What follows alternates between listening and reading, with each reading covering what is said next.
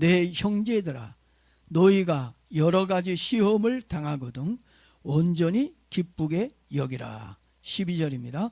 시험을 참는 자는 복이 있나니 이는 시련을 견디어낸 자가 주께서 자기를 사랑하는 자들에게 약속하신 생명의 면류관을 얻을 것이기 때문이라.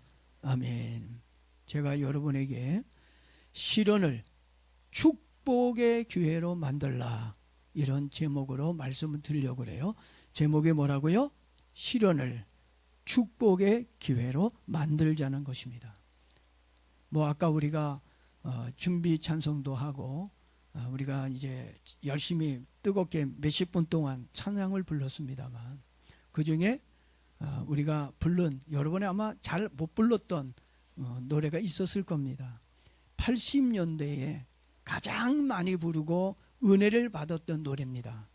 뇌성마비 장애를 가지고 있는 송명희 씨가 작시한 나 가진 재물 없으나, 이런 노래입니다. 송명희 씨는 태어날 때 의사의 실수로 손해를 건드려 장애를 가지게 되었어요. 태어나면서부터 그렇게 된 것이 아니라 태어나고 나서 의사의 실수로 장애를 가지게 되었습니다. 정신은 멀쩡한데 손과 발, 몸이 움직이지 못하는 장애로 고통을 받고 있었습니다. 송명희 씨는 자신의 신세를 한탄하며 자신을 이렇게 만든 의사를 원망하고 또 자신을 태어나게 한 부모를 원망할 수도 있었을 거예요. 심지어 하나님까지 원망하며 자기가 태어난 날을 저주하며 죽고 싶었을 것입니다. 그런데 참 감사하게도 그는 불편하고 힘든 시련 중에도 하나님을 만나게 되었습니다. 하나님을 만나지 못했더라면 좌절과 고통 속에서 불행을 느끼며 살았을 것입니다. 송명희 씨는 하나님을 만난 덕에 신앙으로 좌절하지 않고 굳굳하게 기쁨으로 살았습니다. 송명희 시인의 간증과 노래를 들으면서 하나님은 정말 위대하시구나, 정말 대단하다고 하는 것을 느끼게 됩니다. 그리고 믿음의 힘 또한 굉장히 귀하다는 걸 알 수가 있습니다. 송명희 씨는 오히려 정상인들에게 용기와 힘을 주는 사람이 되었습니다. 그리고 2000년 7월에 23살의 꽃단 나이인데 아주 젊고 이쁜 여대생이 음주운전자가 낸 교통사고로, 그 사고로 화재가 났는데 전신 55도의 3도 중화상을 입고 7개월 동안 70번의 수술과 재활 속에서 하나님을 만나 새로운 인생을 살고 있는 이지선 씨가 있습니다. 혹시 들어봤는지 모르겠어요. 옛날에 제가 한번 설교할 때 이분을 잠깐 언급한 적이 있는데 아마 여러분들 중에 기억하고 있었는지 모르겠어요. 교통사고 이후 수많은 시련을 견디며 지선아 사랑해라는 책을 쓰게 되었습니다. 처음에는 오빠에게 어떻게 이런 모습으로 살 수 있어 죽고 싶다고 괴로워했던 사람이었습니다. 그랬던 사람이 하나님을 만나고 난 후 지금은 옛날로 돌아가고 싶지 않다고 하였습니다.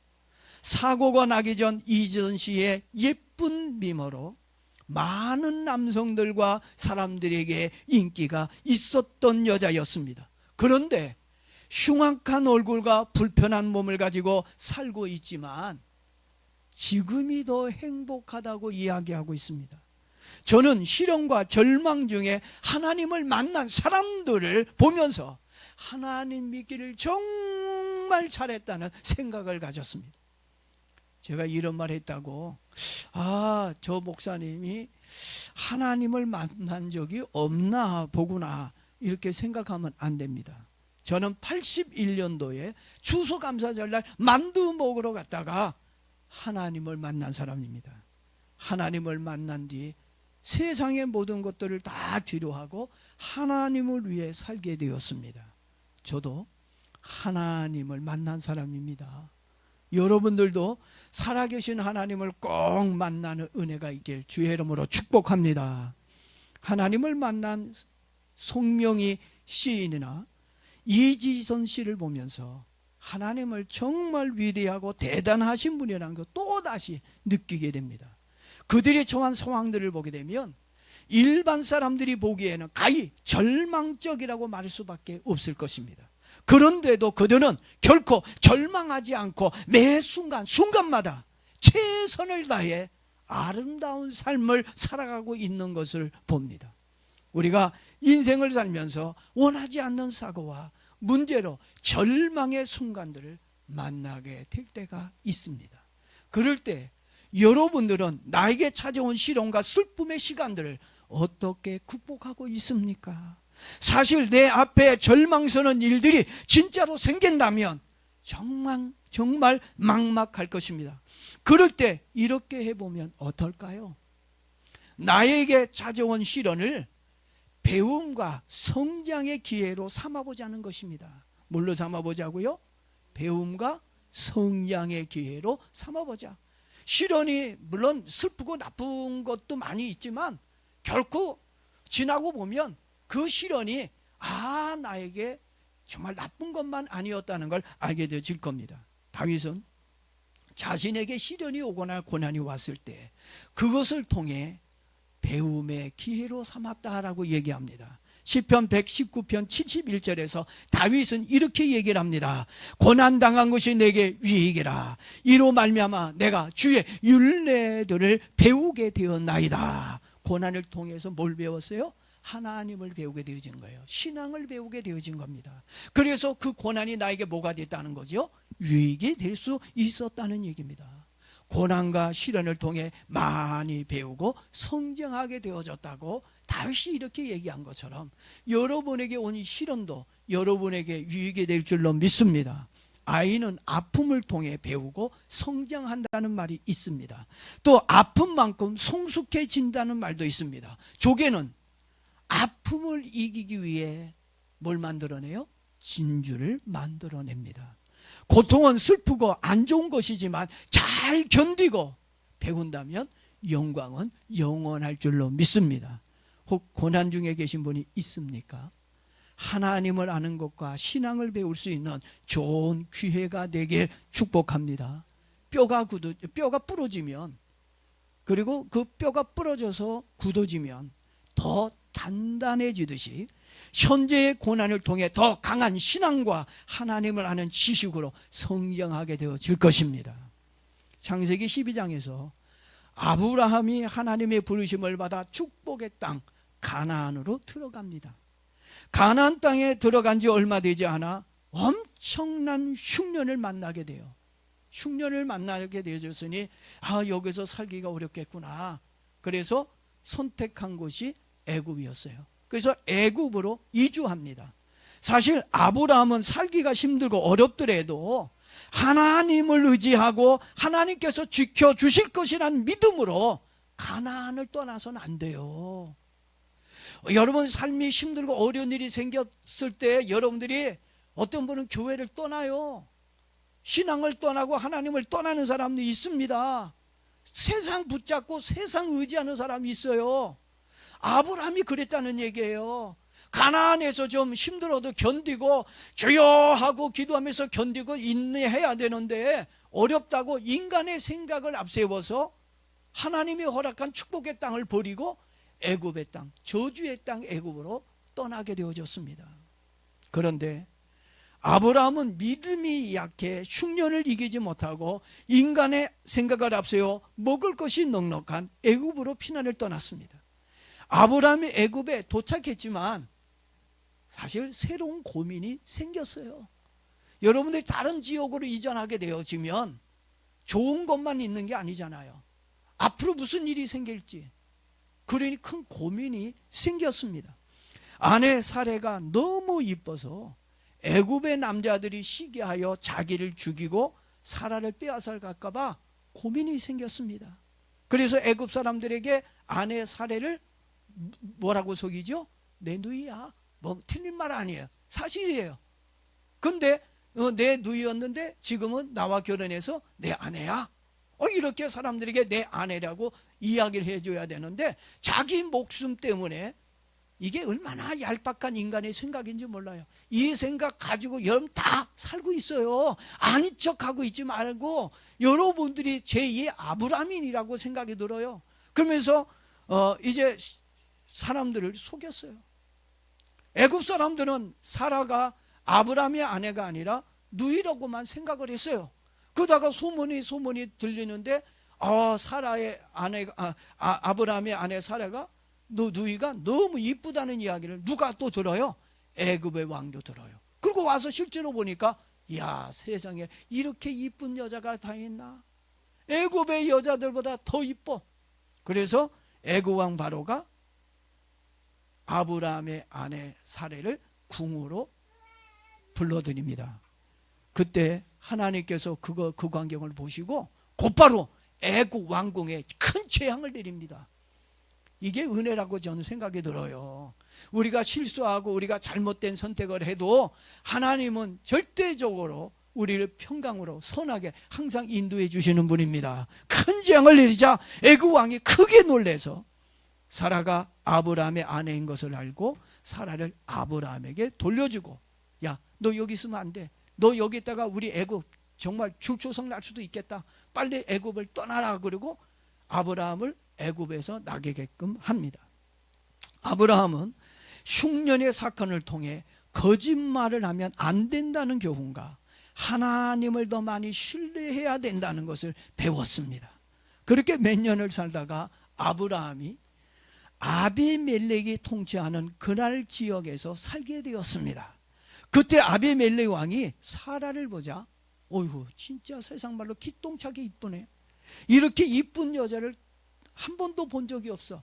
그래서 이 아비멜렉 왕이 사라를 첩으로 삼으려고 자기 집으로 데리고 갑니다. 이때도요, 아브라함이 사라에게, 야, 너 내 누이라고 그래? 그리고 또 아멜렉 사람들에게 이제 사람들에게 아내가 아닌 누이라고 거짓말을 했어요.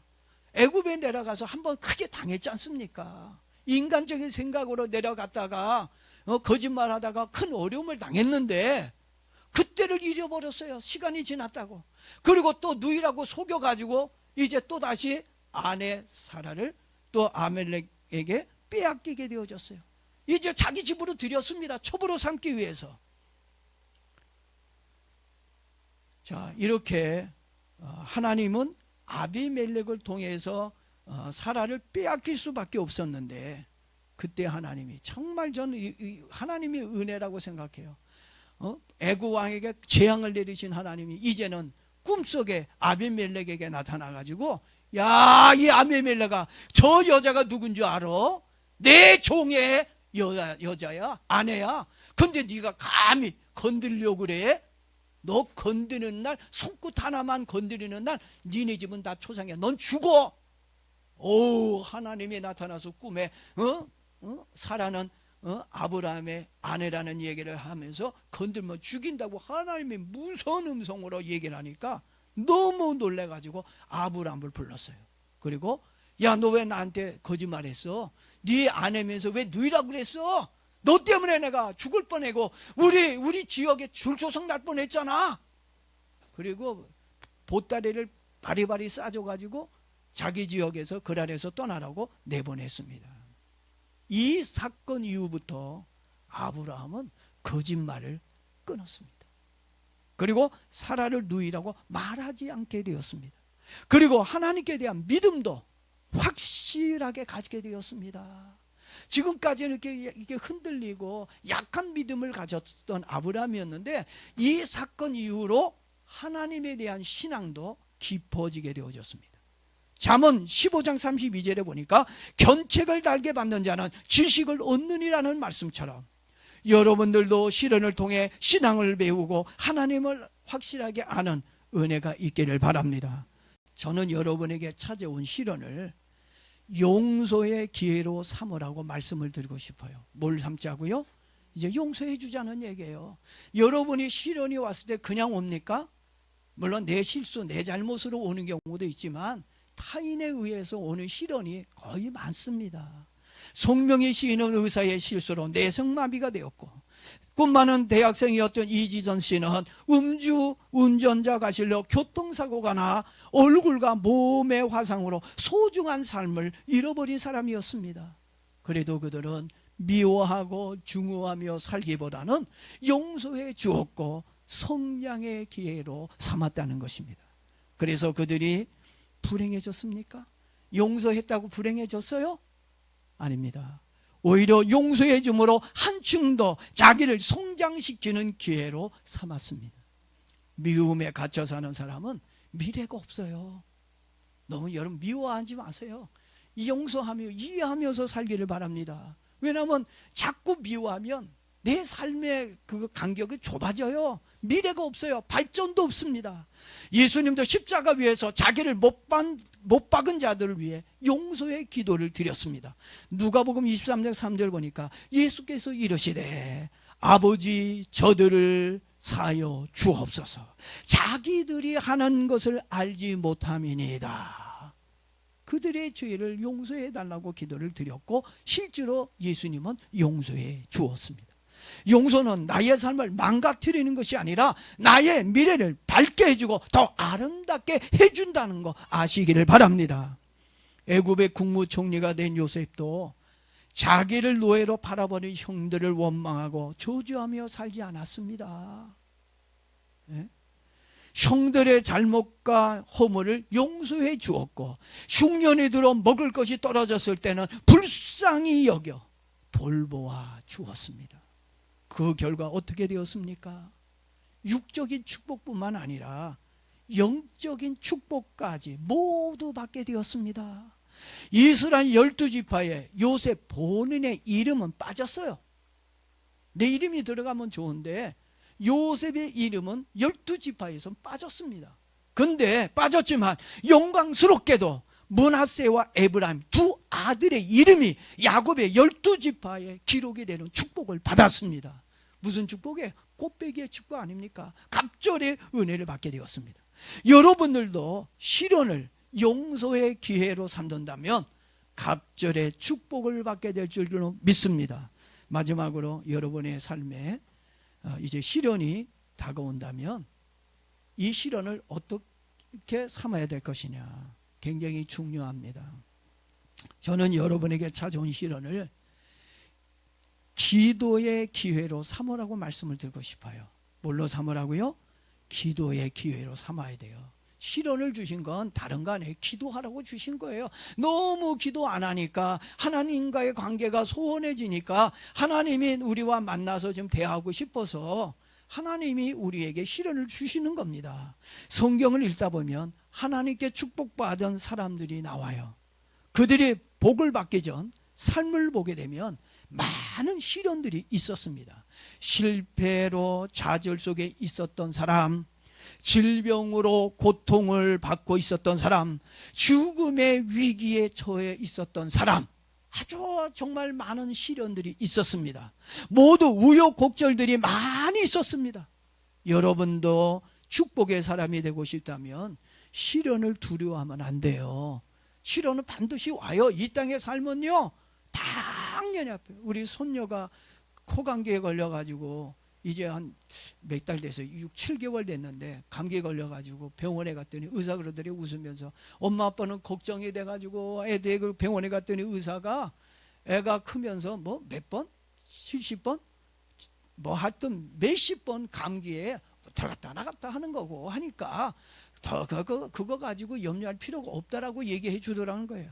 예? 여러분에게 오는 시련들을 두려워하지 말고 당당하게 맞서 믿음과 기도로 싸우기를 바랍니다. 예? 기도로 싸울 때 힘들지요. 두렵지요. 그렇지만 주님을 의지하고 믿음으로 기도하고 나간다면 하나님의 돕는 은혜가 있습니다. 제 얘기가 아닙니다. 성경이 그렇게 얘기하고 있어요. 시편 54편 4절에서 하나님은 나를 돕는 이시며 주께서는 내 생명을 붙들어 주시는 이신이다. 아멘. 나를 도와주시는 분이라고 얘기했고 시편 42편 5절에서도 내 영혼아 내가 어찌하여 낙심하며 어찌하여 내 속에서 불안해하는가. 너는 하나님께 소망을 두라. 그가 나타나 도우심으로 말미암아 내가 여전히 찬송하리라.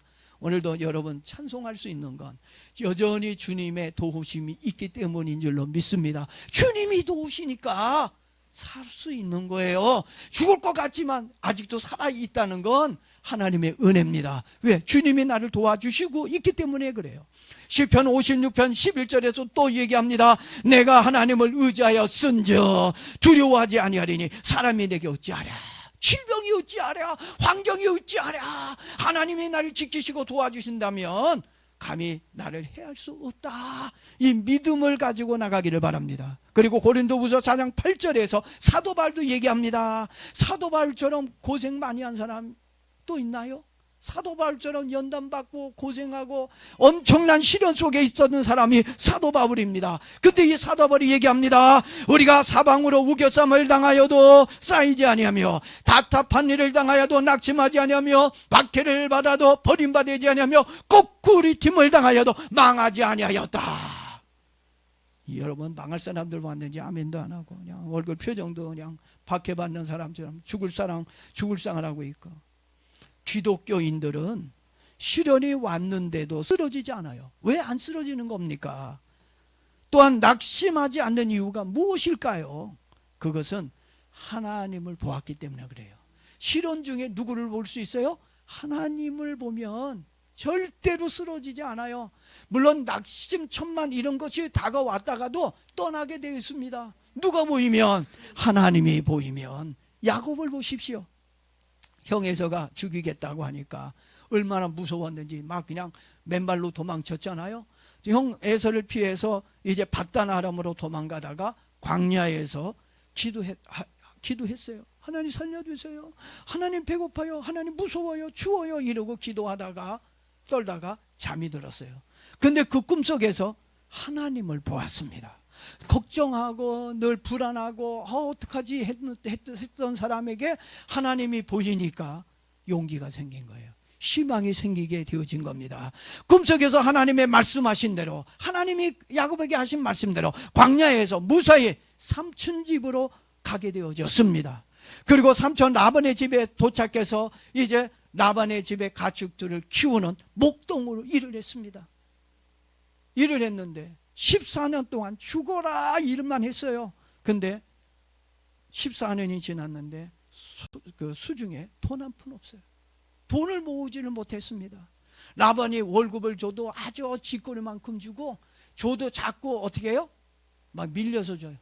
예? 제때 주지 않고 겨우 먹고 살 만큼만. 삼촌이 돼가지고 이제 삼촌이 아니고 장인어른 아닙니까? 사위관계 아닙니까? 그러면 사위에게 더 많은 걸 좀 줘야 되는데 이 장인어른, 이 삼촌이 얼마나 인색하고 나쁜 사람인지 월급을 제대로 주질 않아요. 자기 딸 생각해서라도 많이 좀 주고 손주들 생각해서 많이 주면 되는데 많이 주면은 농땡이 부릴까봐 아주 조금씩만 줬어요. 그때 야곱은 가나안에서 벗어나려고 하나님께 몸부림치며 기도했습니다. 예? 기도했어요. 내 집을 세우게 해달라고 부르짖으며 기도를 했습니다. 하나님은 야곱의 기도대로 큰 축복을 주셔서 라반의 집을 떠나 가나안 고향 땅을 향해 가게 되었습니다. 그리고 이제 기쁜 마음으로 고향 땅을 밟았는데 가나안에 도착했는데 안 좋은 이야기가 들립니다. 자기 집에서 키운 하인들을 보냈더니 야곱이 아버지 집으로 고향 땅으로 왔다는 이야기를 형 에서가 듣고 형이 갈던 칼을 꺼내가지고 갈고 지금 400명의 군사를 데리고 야곱을 죽이려고 오고 있다는 이야기를 들었어요. 여러분 같으면은 큰일 났다. 이제 내가 죽으면 이 재산, 내 자녀들 다 어떻게 되지? 에서의 노예가 될 텐데, 에서의 것이 될 텐데 안 되겠다. 야 다시 받다 말아 장인어른 집으로 가자. 아니면 다른 지역으로 도망가자.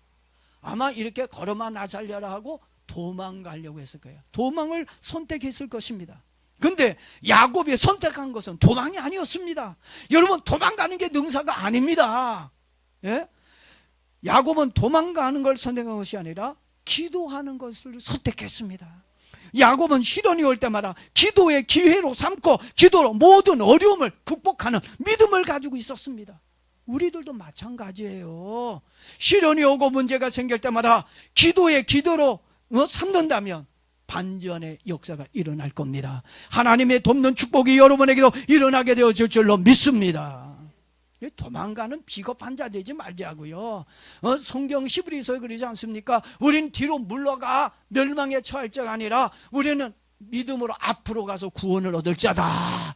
기도밖에 없어요. 시련이 왔어요. 기도로 엎드리면 성공의 길이 열려지게 되어지는 겁니다. 사도 바울은 환난 중에 있는 데살로니가 교인들에게 데살로니가전서 3장 3절에서 이렇게 얘기해요. 환난으로 힘들겠지만 흔들리지 말라고 교훈합니다. 환난이 오고 시련이 왔는데 안 흔들릴 사람이 어디 있어요? 흔들릴 수밖에 없잖아요. 근데 흔들리지 말라고 교훈합니다. 그러면서 주 안에서 굳게 서게 되면 살게 되어질 것이다. 어디서 굳게 서라고요? 주 안에서 굳게 서라. 이게 뭡니까? 굳게 서라는 건 뭐예요? 어디서 굳게 설 수 있습니까? 기도하는 사람만이, 믿음으로 기도하는 사람만이 흔들리지 않고 굳게 서는 일이 일어나게 될 거라고 믿습니다. 그러면서 환난과 시련을 극복하는 비결이 무엇인지를 가르쳐 줍니다. 제가 여러분에게 이제 이 시련을 극복할 수 있는 방법을 좀 알려드리려고 그래요. 그것은 고난이 심하게 오면, 고난도 시련도 약하게 오는 사람이 있고, 대상포진도 보니까요 약하게 오는 사람이 있고, 아주 심각하게 대상포진이 오는 사람도 있어요. 우리의 신앙도 마찬가지예요. 이렇게 심하게 고난과 시련이 오게 되면 그때 우리의 기도도 심각하게 해야 된다는 얘기예요. 밤낮으로 심하게 기도하라라고 바울이 이 시련을 극복하는 방법을, 이기는 방법을 알려주고 있습니다.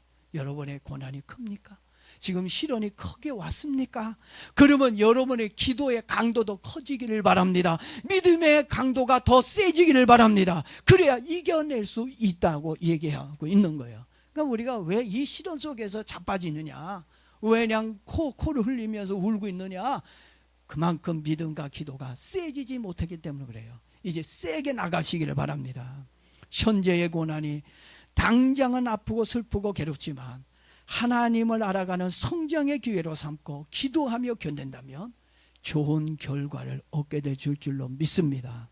제가 데살로니가전서 3장 3절 8절 10절 말씀을 한번 읽어볼게요.